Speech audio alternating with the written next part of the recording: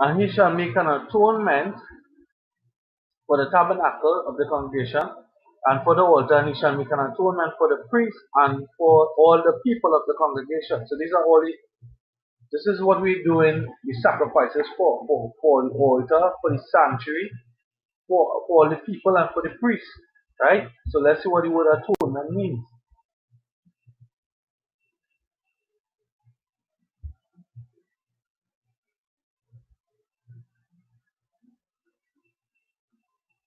So what to reconcile? Kapa. Kapa.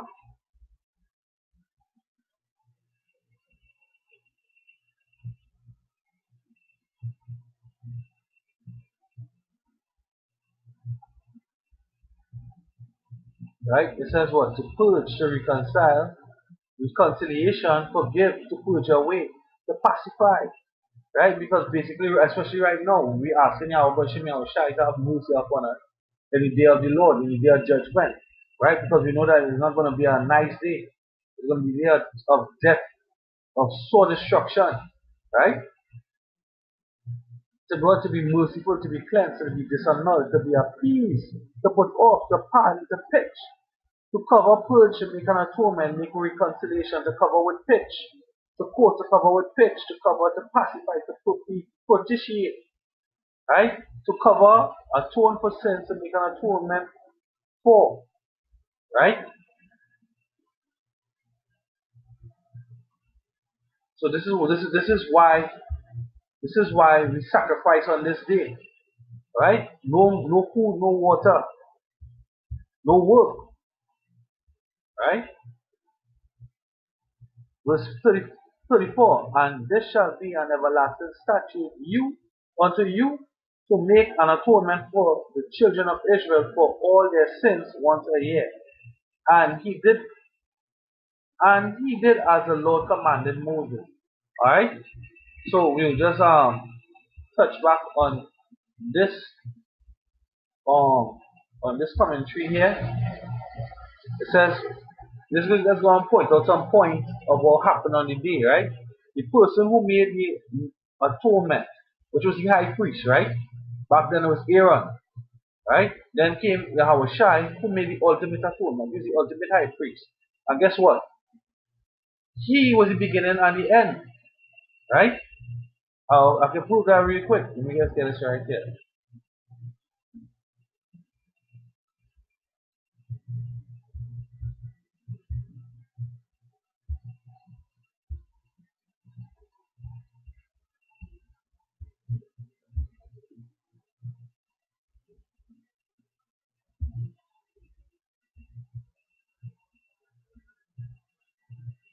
Right.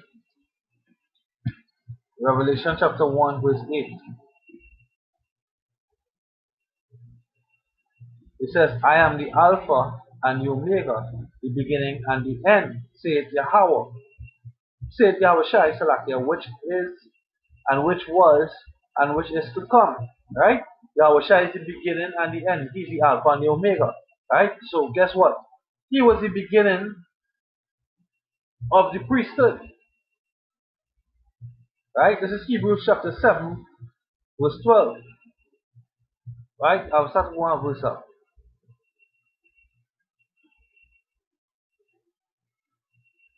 If therefore perfection were by Levitical priesthood, for under it the people received the law, what further need was there that another priest should rise after the order of Melchizedek, and not be called after the order of Aaron?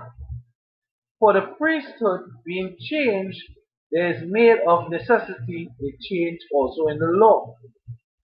For he of whom things are spoken pertaining to another tribe, which no man gave attendance at the altar. Right? And that other tribe, as they're going to go on here, say is what? Alright, for it is evidence that our Lord sprang out of Judah, of which the tribe of Moses spake nothing concerning the priesthood. But guess what? The priesthood was given to, it was given to Aaron, who was what? A Levite. But really, the high priest was Yahweh Shai, but Yahweh Shai came as Judah. Right? Let's go into it from the beginning. For this Melchizedek, king of Salem, priest of the Most High, right? Melchizedek was what? A priest of the Most High power, right? So he's a priest of the Most High God, Yahweh, right?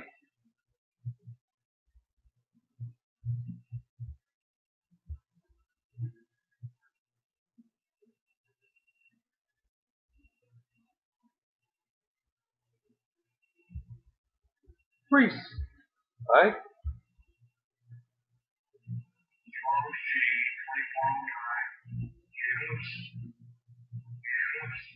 Right?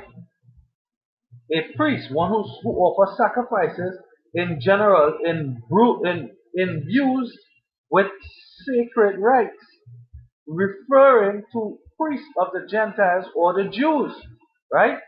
Metaphor of the Christians because purified by blood of Mashiach and brought into the close intercourse with Yahweh. They devote their life to Him alone and to Mashiach, right? We'll go back. This is Melchizedek we're speaking about here, right? The priest of the Most High, right?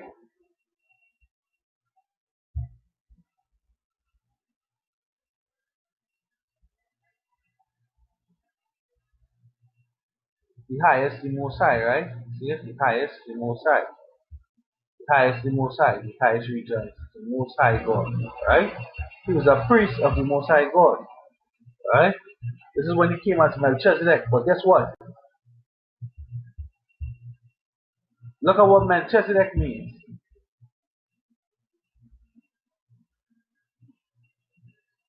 Melchizedek, king of righteousness, the king of Salem, the priest of the Most High who lived in the days of Abraham. Right? Let's go back.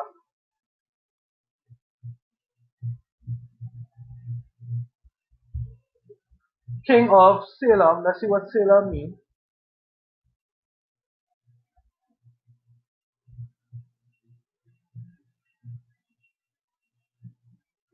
Salem means peace.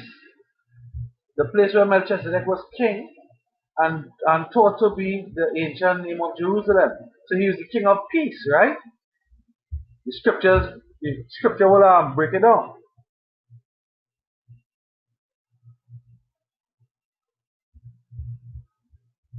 Right?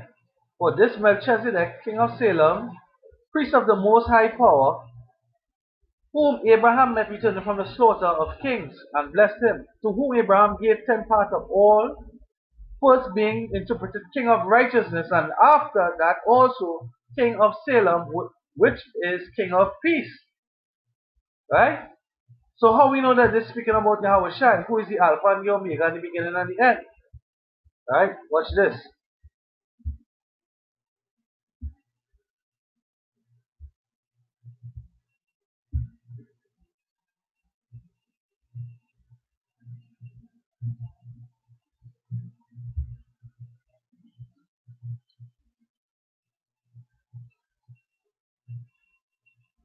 Isaiah chapter 9 verse 6. This was prophecy. For unto us a child is born, unto us is given a government, and the government shall be upon his shoulder, and his name shall be called Wonderful Counselor, the Mighty Power, the Everlasting Father, Prince of Peace. So this is one of the titles of Yahweh Shai. Right? For unto us a child is born, unto us a son is given, and the government shall be upon his shoulder, and his name shall be called Wonderful Counselor, the Mighty Power, the Everlasting Father, the Prince of Peace. Watch this.